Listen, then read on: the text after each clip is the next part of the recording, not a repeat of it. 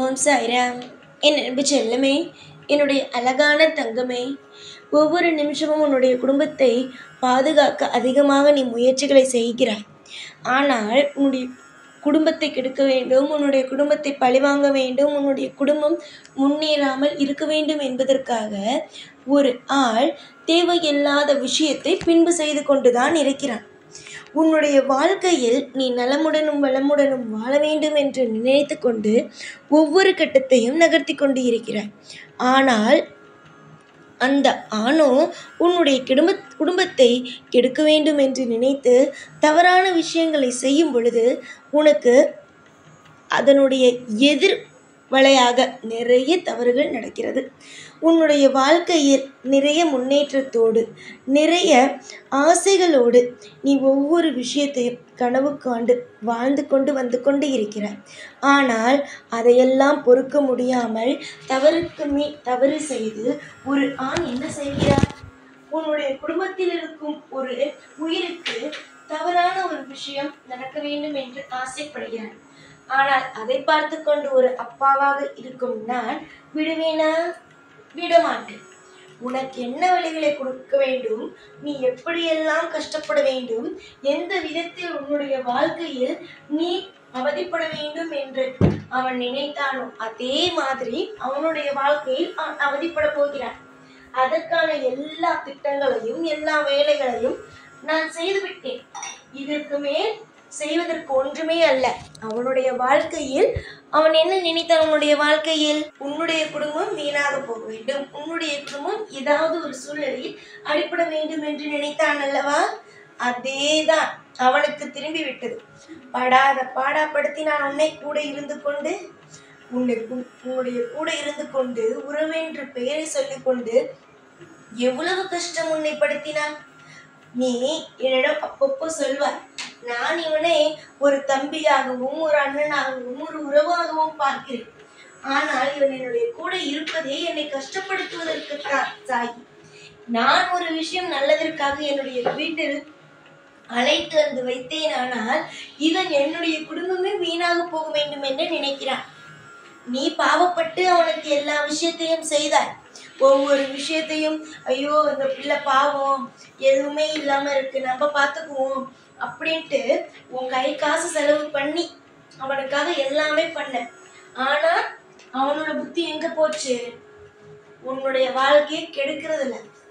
அதாவது எல்லாரையும் விட்டு நீ தனியால நிக்கணும், அதை பார்த்து அவன் சந்தோஷப்படணும். ஆனா நீ அவன் தப்பான ஒரு வழிக்கு போயிடக்கூடாது, எல்லாமே அவனுக்கு நல்லது நடக்கணும் என்று ஆசைப்பட்டு நீ ஒவ்வொரு விஷயத்தையும் செஞ்சு இப்பொழுது யாருமே இல்லாமல் எல்லோருமே உன்னை தப்பாக நினைப்பது போல ஆக்கிவிட்டார்கள். நீ அவனுக்கு நல்லது செஞ்ச, ஆனா வெளியில போய் இவ தப்பானவ, என்ன நல்லாவே பார்த்துக்கல, கூப்பிட்டு வச்சு அசிங்கப்படுத்திட்டா இப்படின்னு உன்னை மரியாதை இல்லாம, உன் வயசுக்கு மரியாதை இல்லாம, நீ செஞ்சதுக்கு மரியாதை இல்லாம அந்த பையனும் அந்த மாதிரியான விஷயத்த செஞ்சுட்டான். நான் அடிக்கடி சொன்னேன், கூட ஒருவன் இருக்கான், அவன்தான் உனக்கு மிகப்பெரிய ஒரு வேலையை செய்ய போகிறான் என்று. ஆனா நீ கேட்டியா? கேட்கல. எல்லா நேரமும் ஏதாவது ஒரு விஷயத்த தப்பாவே செஞ்சிட்டு இருந்தேன். நான் சொல்லும் பொழுது எதையும் கேட்கவில்லை என்றால் அனுபவித்துத்தான் ஆக வேண்டும். பொறுமையோடு நிதானத்தோடு இந்த விஷயம் நடக்குது, அந்த விஷயம் நடக்குது, கொஞ்சம் பார்த்து இருன்னு சொல்லும்போது கேட்கணும். அது கேட்கலைன்னா அனுபவிக்கணும். என்னிடம் எப்போ பார்த்தாலும் வந்து நின்றுட்டு அழுது தவிக்கிறாய். ஒவ்வொரு நிமிஷமும் அழுது தவிக்கிறாய். அம்மா நீங்கள் அப்பயே சொன்னீங்க, ஒரு தாய் போல சொன்னீங்க, ஒரு தகப்பன் போல சொன்னீங்கப்பா, ஆனால் நான் வந்து கேட்கலை. ஆனால் இந்த விஷயத்துலேருந்து என்னை காப்பாற்றுங்கன்னு. இப்பொழுது நான் உன்னை காப்பாற்ற வந்து விட்டேன். உன்னுடைய ஒவ்வொரு விஷயத்திலேயும் நான் உன்னை காப்பாற்றுவதற்கு வந்து விட்டேன். நீதான் இனிமேல் ஒவ்வொரு விஷயத்தையும் புரிஞ்சுக்கிட்டு நான் என்னெல்லாம் சொல்கிறேனோ அது மாதிரி நடந்துக்கணும். புரிகிறதா என் தங்கமே? நாளுக்கு நாள் யார் வேண்டுமானாலும் வந்து உனக்கு கஷ்டத்தை கொடுக்கலாம். ஆனால் அந்த கஷ்டம் எல்லாம் மறைய வேண்டும். அந்த கஷ்டம் எல்லாம் உன்னை விட்டு போக வேண்டும் என்று நீ நினைத்தால் உன் கூட இருப்பவர்கள் எப்படிப்பட்டவர்கள், உன்னுடைய கூட இருக்கிறவங்க என்னென்ன விஷயம்லாம் செய்கிறாங்க அப்படின்னு நீ தான் புரிஞ்சுக்கணும். நம்பிக்கையோடு இருங்க. இப்பொழுது நீ நம்பிக்கையாக ஒரு பையனை ஒரு பொண்ணை நீ நம்பிக்கையாக பார்த்துக்கிட்ட, எல்லா விஷயத்தையும் செஞ்ச. ஆனால் கடைசியில் உன் பேரே கெட்ட பேர் ஆக்கிட்டு அவன் குடும்பம் தான் நல்லா இருக்கணும், உன் குடும்பத்தில் எல்லாம் இழப்புகளாக வரணும்னு சாபம் விட்டது மட்டும் இல்லாமல் வெளியில் போய் எல்லா விஷயமும் உன்னை போய் தப்பாக சொல்லியாச்சு.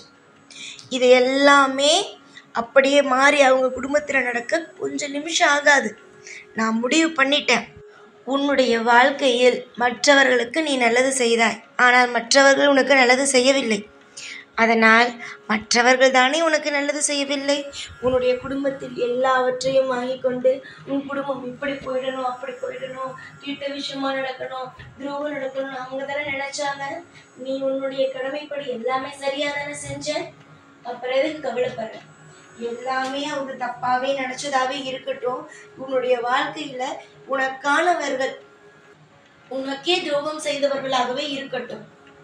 உன் கூட இருந்து கொண்டு தன்னுடைய பிள்ளை போலவே மற்றவருடைய பிள்ளையையும் நீ பார்த்து கொண்டாய். அவர்களும் உனக்கு துரோகம் செய்ததாகவே இருக்கட்டும். சிறிய வயதிலிருந்து துரோகத்தை மட்டுமே சந்திக்கிறார். எல்லாருக்கும் தக்க பதிலடி கொடுக்க வேண்டிய நேரம் வந்துவிட்டது. புரிகிறதா? மனதை எப்பொழுதும் அமைதிப்படுத்து, ஒருநிலைப்படுத்து.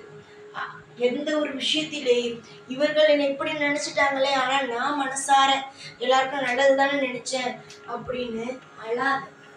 அழுதா அவங்க பேசுறது எல்லாம் மாறாது. அவர்களுடைய அழுதா நீ இன்னும் வீக் ஆயிட்ட, சோர்ந்து போயிட்டேன்னு மேலும் மேலும் மேலும் பேசுவாங்களே தவிர பேசாம இருக்கவே மாட்டாங்க. அதனால நீ என்ன பண்ணு, எப்பொழுதும் தெம்பா இருக்கிற மாதிரியும் யார் எது பேசினாலுமே காதில் வாங்காதவ மாதிரியும் இருந்துக்கும். அதுதான் உன் வாழ்க்கையில உனக்கு நல்லதே தவிர மற்றவர்களுக்கு நேராக ஐயோ நீ இப்படி சொல்லிட்டீங்க நான் அப்படி இல்லைன்னு எதையுமே நிரூபிக்க பார்க்காத. உன்னுடைய வாழ்க்கையில நீ அடுத்தவர்களுக்கு செய்ய வேண்டிய கடமைகளை செஞ்ச இனியும் செய்வ. அதற்கான நல்ல விஷயங்கள் தெய்வத்திடமிருந்து கிடைக்கும். அடுத்தவர்கள் உன்னை தவறாக பேசுகிறவர்கள் அவர்கள் உன்னுடைய குடும்பம் வீணாக போயிடணும், அப்படி போயிடணும், இப்படி போயிடணும் நடக்கிறது அவங்க வீட்டுக்கே அது அப்படியே திரும்பும். அதனால தெய்வம் கேட்கவே இல்லை. எல்லோருடைய வீட்டிலையும் தப்பு நடந்தாலும் நான் சரியாக இருந்தாலும் என்னதான் கேட்குது தெய்வம், மற்றவங்களை கேட்க மாட்டேங்குதுன்னு கவலைப்படாத. உனக்கு அப்பப்போ கர்மவினை முடிக்கிறேன். அவர்களுக்கு சேர்த்து வைத்து அடிக்கும் பொழுது வலிகள் பயங்கரமாக இருக்கும். இன்று நன்றாக இருக்கலாம், இன்று நிறைய பேருக்கு துரோகம் செய்யலாம், ஆனால் அதுவே நீடிக்காது. புரிகிறதா? நன்மைகள் மலரட்டும், எல்லா ஐஸ்வர்யங்களும் உனக்கு கிடைக்கட்டும். யாரெல்லாம் உன்னுடைய வாழ்க்கையை கெடுக்க வேண்டும் என்று நினைத்து சாபம் விடுவதாக நினைத்து அவர்களுக்கு அவர்களை சாபமிட்டு கொண்டார்களோ அவர்களுக்கு தானாக அதுவே நடக்கட்டும். எல்லா நிலையிலும் சந்தோஷமாக இரு. கவலைகளை மறந்து எப்பொழுதும் நிம்மதியாக எல்லா விதத்திலும் அற்புதங்கள் நடக்க இந்த சாய் உனக்கு ஆசீர்வாதம் செய்கிறேன். படாத பாடுபட்டு விட்டாய். அசிங்கமான வார்த்தைகள், அசிங்கமான பேச்சுகள், கேட்கக்கூடாத அனைத்து விஷயங்களையும் பார்த்து விட்டாய். இனிமேல் அப்படியெல்லாம் ஒரு பொழுதும் நடக்காது. கெட்டவர்களை ஒதுக்கிவிட்டு நல்லவர்களோடு இருக்கும் வழியை பார். எப்பொழுதும் எல்லா நாளும் உன் கூடவே இருந்து உன்னை ஒவ்வொரு முறையும் வாழ வைப்பேன். இந்த சாய்நாத். ஓம் சாய்ராம்.